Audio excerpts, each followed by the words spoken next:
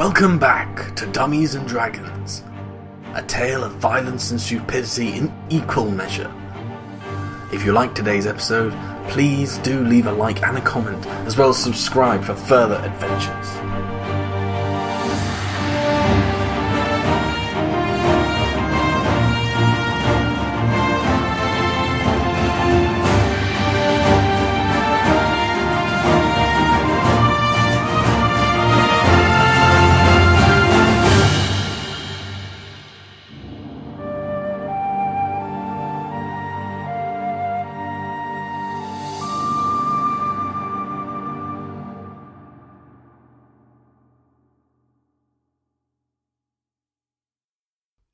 Buckle in, folks, this episode's a long one.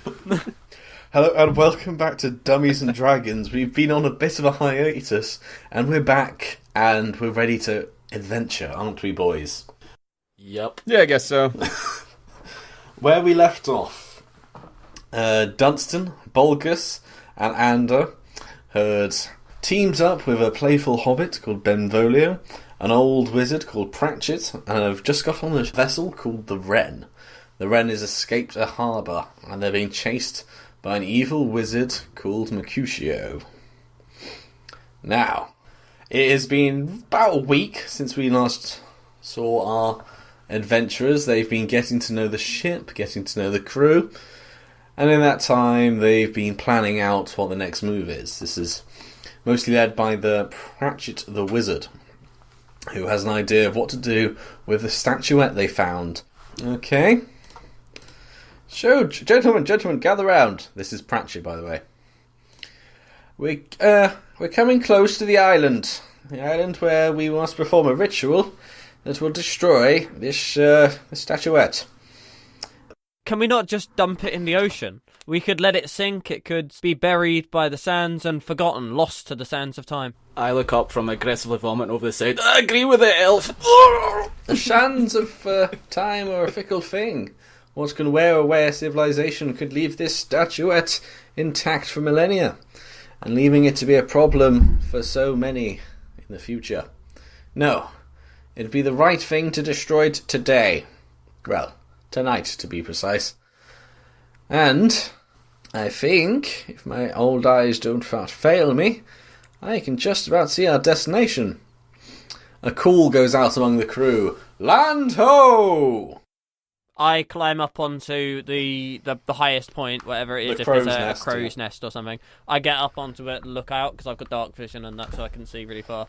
So I'm going to look at it, and then I can tell the others. Well, that's great, because there was already a man up in the crow's nest who's like... He's like... I'm just like... The guy's up there saying like- land ho. Meanwhile, Dunstan's up there like, no, let me look. No, okay, land ho. I'm up there, just to clarify. This is my only job on the boat, sir. Please don't take it. Seriously, this is elven work. Come on. This is an elf. Oh, he's Yeah. an elf, is he? I just- Oh, okay. I'm up there just to help him out. He's my friend, all right. Me and Fegalas, we go way back. I've never seen you before in my life, sir. Good old Fegalis. Please, just... Shut up! I need to feed my family, and if I'll you're just look up up here from for it. free... Alright, I'm assuming you're going to climb down. And just Yeah, I'm gonna climb down. leave Fegalas to his actual job. Good old Fegalis. I see, in my head, I had this wonderful image of me doing, like, a Legolas moment in Lord of the Rings, where he does that thing, it's like, what do your elf eyes see? And then I climb up onto the hill and I look ahead. A man who's consulting his union rep. And then meanwhile, Rob makes you do a dex check. Oh yeah, let's have one of Climbing those. down.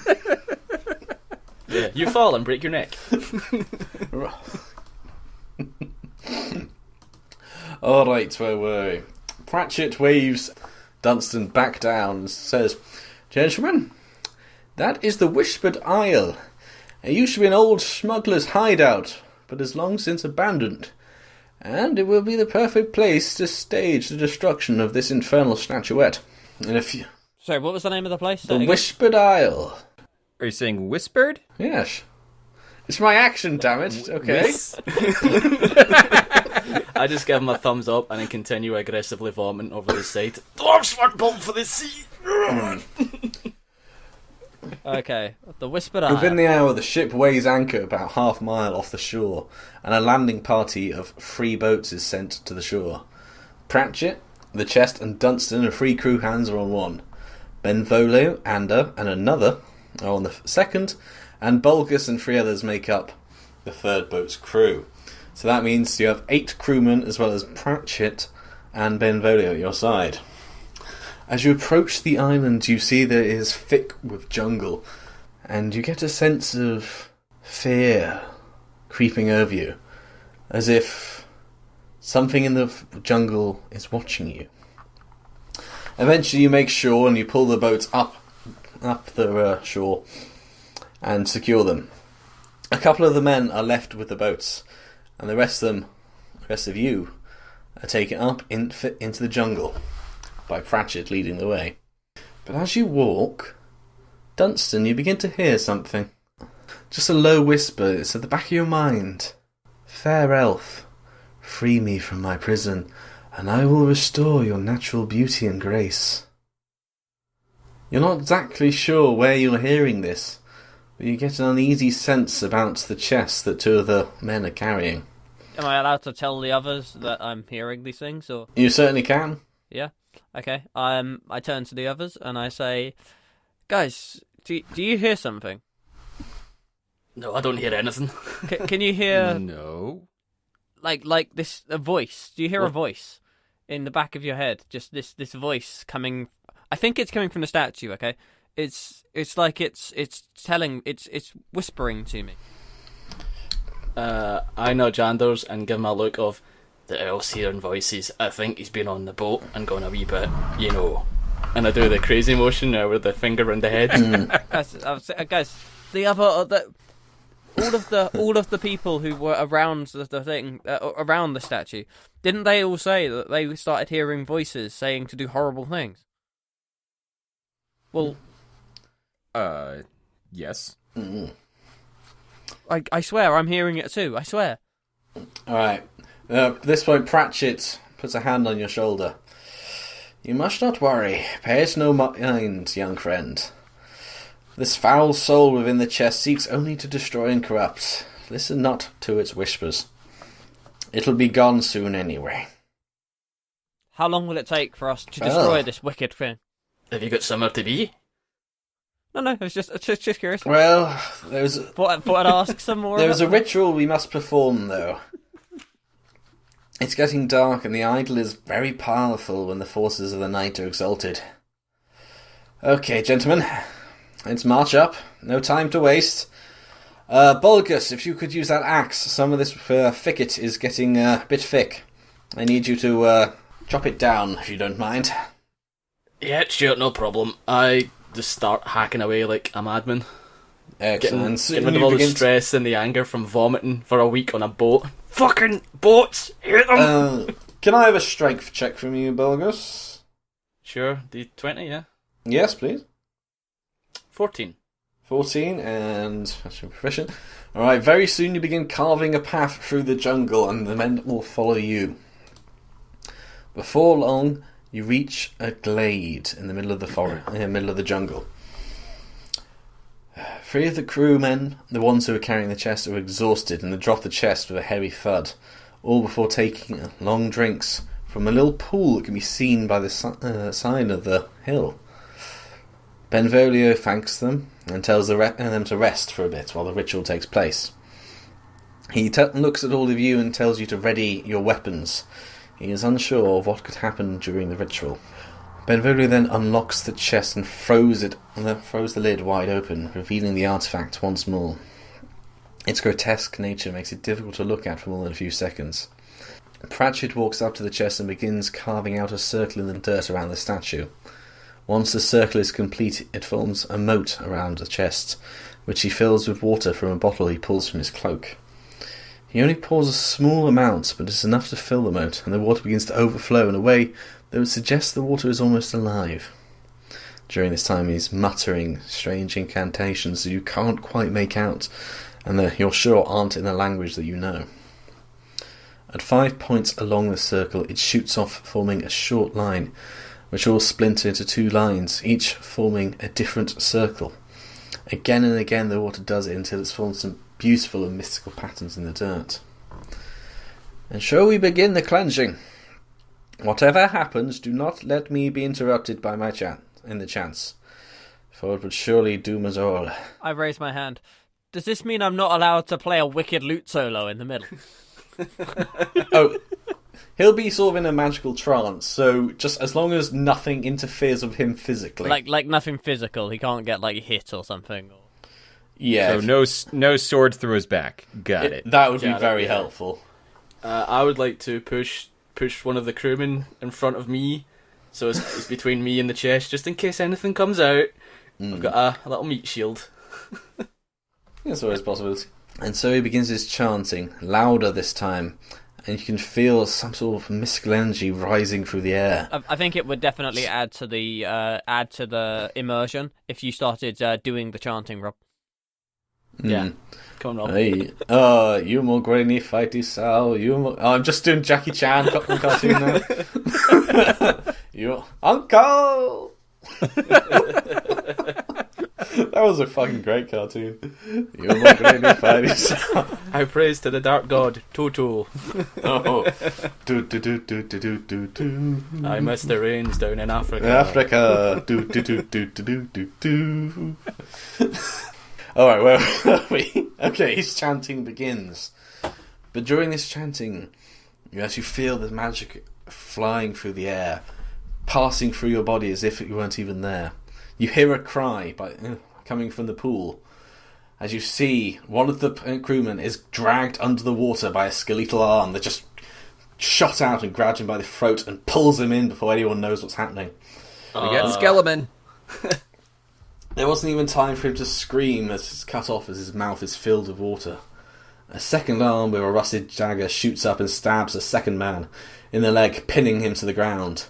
The arm uses the man's leg as leverage and drags itself out of the water, revealing a hideous skeleton. The skeleton reaches level with the poor crewman as he whimpers in pain before cutting the man's throat with the dagger. The third crewman flees in panic, running past you and back into the jungle. You hear his cries as he's cut down by more skeletons approaching from the forest.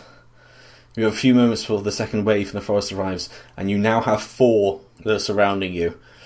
And they're about to advance on Pratchett, who is unable to move while chanting. Were these crewmen's uniforms red at all in any way? No, There's a lot of red shirts these guys are wearing. Okay, so draw weapons. Yeah, I'm assuming you already did that. Yeah, That's when you were told to. Okay, so roll. Yeah. Roll for initiative, please. We rolled in 6s. Well, it's just between all of you guys, isn't it? So yeah, just do 6. I got a 1. 1. Okay. 1. And 1. You got 1 Yeah. as well. Okay, redo. Everyone again. Okay. Great start. Alright, 4. 3. Okay, so 4, 3, and Phil. 4. Alright, so because Ander went first. Okay, Ander, you're going first. Okie dokie. So Okay. we're surrounded by four So skeleton as it boys. stands, there are 2 of them about 25 feet to your left. And another Okay. 2 that's just approaching the forest where you just came from, so they're behind you. How hardy Okay. are these skeletons? Like, They are just skeletons. They don't really have any armor or anything. so They have, a good hit to like the head or whatever, we could knock the skull out and they'd be dead straight away. Yeah, Yeah. potentially. Okay. So, is there anything... Alright. Can I... If I use Divine Sense, will that use one of my actions? If I remember rightly, yes. Okay. Alright, I'm gonna go towards the 2 to my... I guess you said left. Yeah. Alright, I'm gonna go towards those 2 and attack one of them. Which 2? One's to the left or behind you? To my left. Okay, yeah, okay. Those so are the you're going ones to attack. closest to Pratchett. They're at equal Okay. distance, really. Okay, so I'm gonna go to those 2 and attack one of them. Okay. I'm going to say you're attacking the one that came out first, that killed Sure. them. Yeah, he's just got a dagger, so... Alright, hit him. Alright, I rolled a 9. 9. Alright, you strike him, but the blade just passes through his ribs. He's kind of perturbed by this, he's a bit annoyed, so he gives sort of a skeletal... But he's still kind of up. I will say... It's these guys are very vulnerable to being bludgeons, so sharp weapons probably aren't going to be great. If you can hit him, remember you've got quite a big shield that you can use offensively. That is true. All right, I didn't think about that. So Dunstan. Sorry. Oh. I get 2 attacks. Oh, you get 2 attacks. Okay, sorry. Yes. About that. All right. Since the sword just went through his rib cage, I'm gonna roll again to try to hit him with my big ass shield. Mm-hmm. All right, 19. 19. All right, you just turn him to dust as you hit him. You just smash him straight down, and he just goes straight to dust. His skull just hits the ground, and he's out of it. This is one dead skeleton. So now you've only got one more left in your vicinity.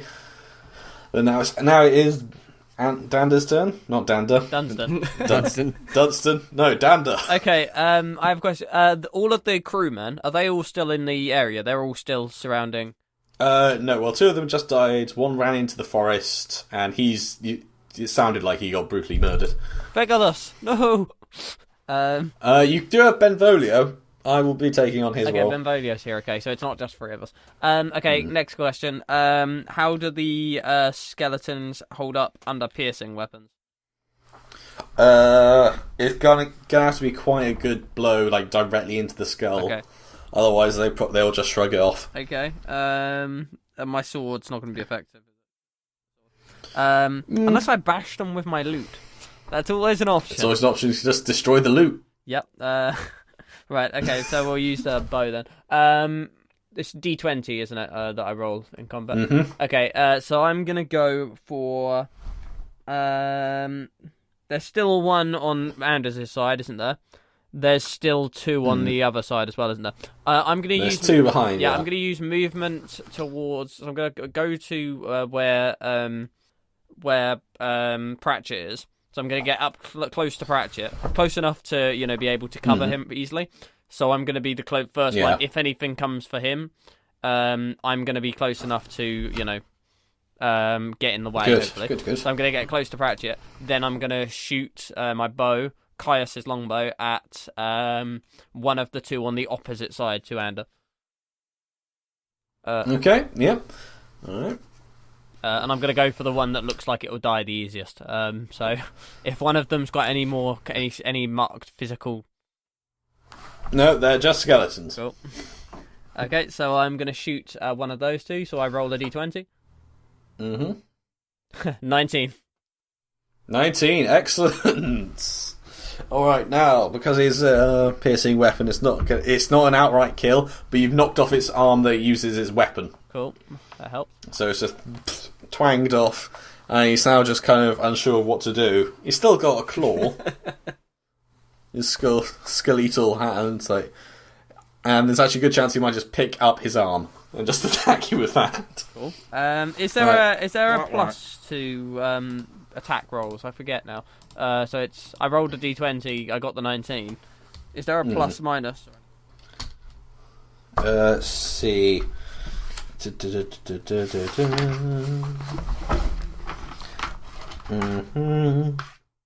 going to say no, because, you do have the inspiration points, I think. Each one does have one of those. Additional attack, wouldn't it? Or that's just a do-over, isn't it? I'm not going to...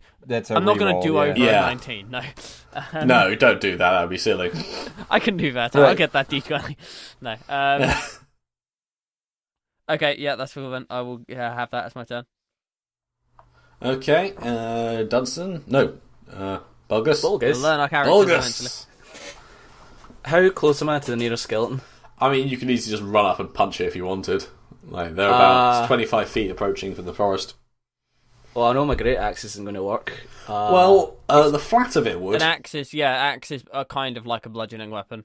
It's just it's No, well, I think I'm going to run up, grab it, and try and suplex it. Alright, if you want. What are my rules, Rob? What are my rules? Yeah. whilst at sea, Bulgus learned how to wrestle, and became Yeah, he was doing it with the sailors a lot. You do add your proficiency bonus on the roll, by the way. If you are attacking with a weapon with which you have proficiency. Oh, yeah. Okay, so the proficiency +2 I've got here. And I'm proficient with bows and swords, aren't I? So, yeah. Oh, yeah, that's... Okay, that skeleton has just fallen over. Well, 'cause I've rolled a 20, I can't do any better than that. Yeah. Okay. It was looking at his arm for a bit, and then was like, oh, I like that arm, and then just turned to dust. Cool. Oh, splish. Well, they're skeletons, so they shouldn't have like any like armor class, right? They're just bones. Yeah. They have bugger all to them. Cool. So there's only 2 left now. Wonderful. Yeah. So yeah, Bulgus, if you roll, which one are you going for? The one that's on Anders' side or the one on my side? You just killed the one on... Didn't you kill There's one 2 on next each time, side, then? isn't there? So I've got Anders has got 1 on his side. I've got 1 on the other side. There's 1 left on either side. Yeah. Alright. I'll go for the one on Anders' side, because if I take that one out, then Anders can potentially throw me at the other one. Speedball special coming I'm up. waiting for you guys to just turn into like a wrestling duo. Just you'll just suddenly pull out like those luchador masks. Put one of those Start on. doing And the just be poses, like, yeah. You need to be the hype man, then. Hey, I will do that. I'll just prance around for a loop. He's the bard. Of course he would That be. would be. I'm loving this now as just a side quest. It's just a side story wherever Bulgus starts a successful career as a Mexican luchador. All right, I want to suplex the skeleton. What am I doing? Just give me an attack roll, please. 20 again. 16. 16. All right, you're running up there, just barehanded, and you grab. What is? Okay, I just need to exactly look up the maneuver of what makes a suplex. He basically grabs him, flips him up vertically, and then slams him down. Okay. That's a suplex. Is it So of the German variety? Yeah. Alright, yeah, so you just grab this skeleton. There wasn't really much to do, so you just hold onto its ribs and you throw it over your shoulders and you pop it down. And yeah, it kind of turns to dust because how the hell is a skeleton meant to endure that?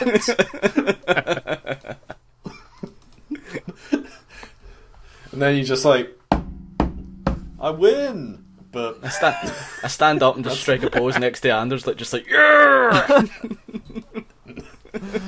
We flex.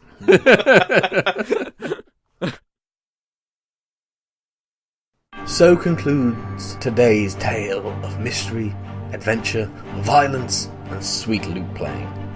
Make sure to like and subscribe for further installments of Dummies and Dragons.